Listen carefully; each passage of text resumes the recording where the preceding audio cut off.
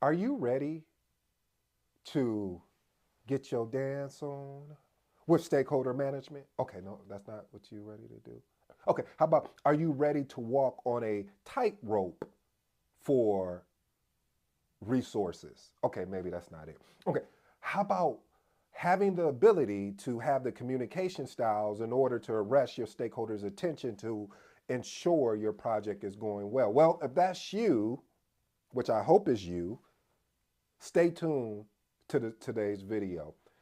If you're new to the channel, I have a 7 point framework. Oh, and I merely need to introduce myself if you're new. But if you're not new, then you know who I am. I go by the name of ED for all you smart and intelligent folks out there. That just simply means Ed.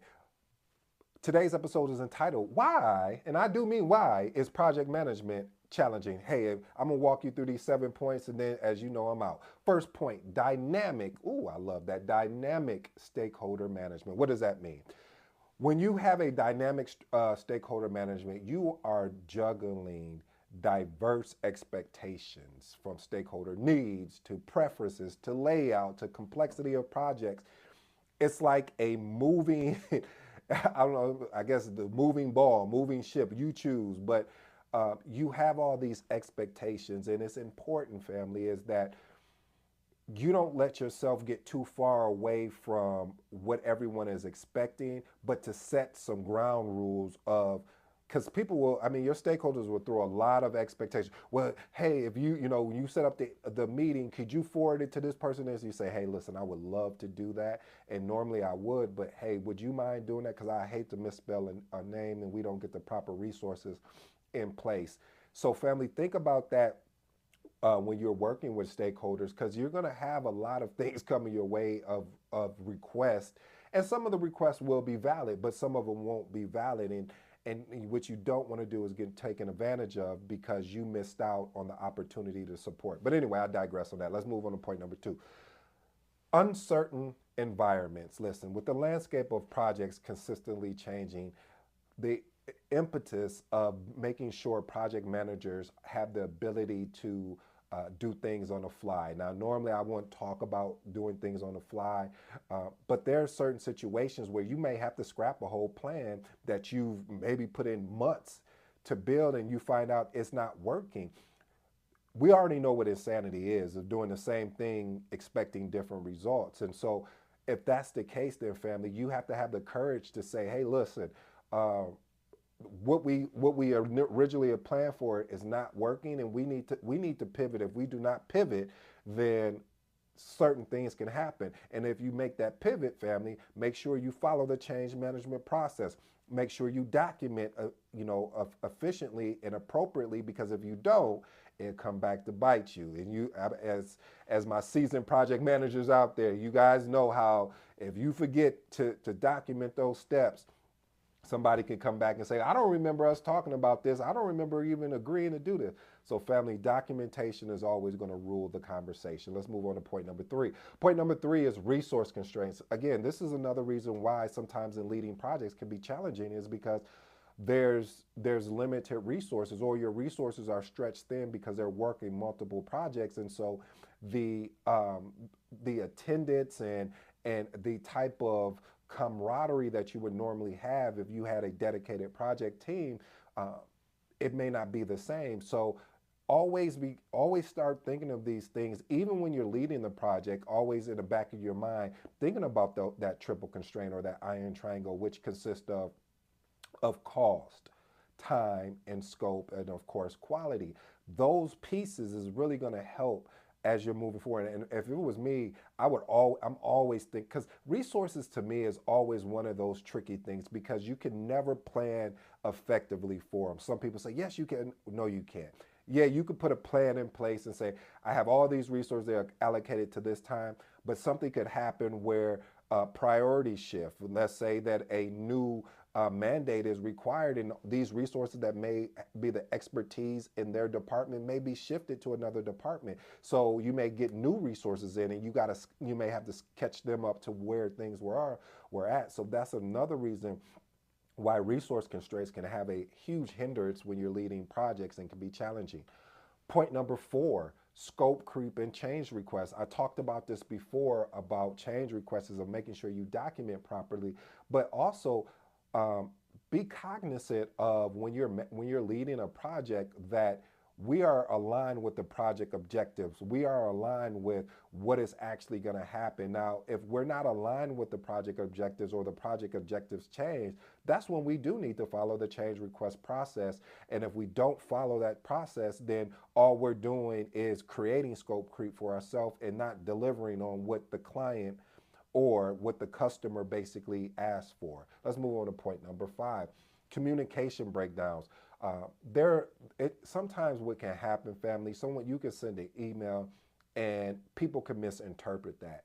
And with the misinterpretive of email, that's why I always find it more effective to get on a call and talk. I'm gonna be honest with you, family. Sometimes I get frustrated when I have to just go back and forth on emails when it'd be a simple phone call just to say, hey, what's this issue? How do we resolve it?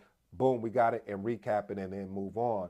And so you have to you also have to watch that, because there are some people that just won't want to get on the phone. They would rather just email. And I don't know about you, but family, I like to make sure when I'm sending an email, punctuation and all of that is up to par.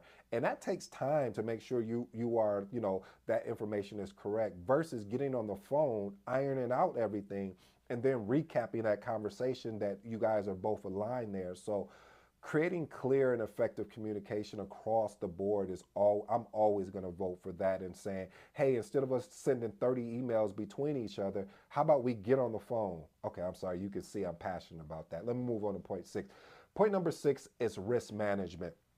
Now, one of the things that I do when I'm leading a project, when I start my meetings, I always want to talk about risk or issues. The reason why I want to start that way is because if that's the long tail of the conversation, meaning that if that's going to be the longest part that may end up, driving the conversation, I don't want to put it at the end. There's a thing that editors are very familiar with. They call it burying your lead. So basically, the most important part, you're putting it at the bottom or above the fold. That's another thing, another technique that is talked about. But when you are leading your project, risk and issues should be the first point of a conversation that when you are having a meeting. The reason why is you want to ensure that you're able to find out, to identify if there's any new risk, address the risks that are sitting there that are dormant, that that have not happened yet.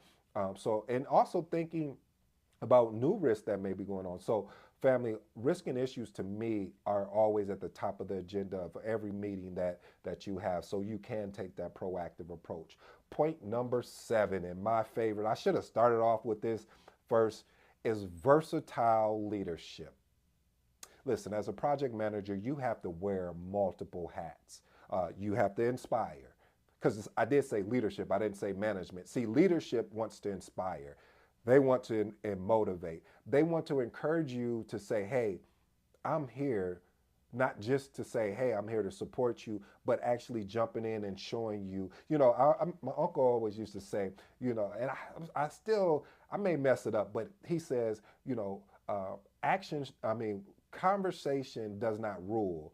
Action is always going to rule more, because when I see you putting in action, when I see you not just making an effort, but actually going out and doing what you said you were going to do, that is always going to be looked at as something that is viable, is always going to be looked at as someone that you always want to work with. If you work with somebody and every time they tell you, like, yeah, you can count on me, and they never showed up, or yeah, you can, I'll do that for you, and they never, and when it's time for them to do what they do, they don't do it, it would become frustrating. So having that versatile leadership to always be strategic, that if you send this email, this person is not going to respond. So if you know that, what do you think you should do? You shouldn't just sit back and say, hey, I'll send an email. No, more ping them in Slack, ping them in Teams, ping them in a chat formation to say, hey, I sent you an email. You probably get a lot of emails. I'm just want to let you know this is an email that I want you to look at, and leave it at that and see what happens. So you always have to be always trying different things out and being versatile. Don't get stuck in one way. Don't get stuck in the dogma of project management sometimes, where, even myself can get caught there of just like, oh, well, it's supposed to be boom, boom, boom. but sometimes it's not step by step. Sometimes you do have to navigate around a step, but always making sure that step that you navigated around, that you're documenting each step appropriately. So family, I hope you enjoyed today's episode. This has been your boy ED. Until next time, I'm out.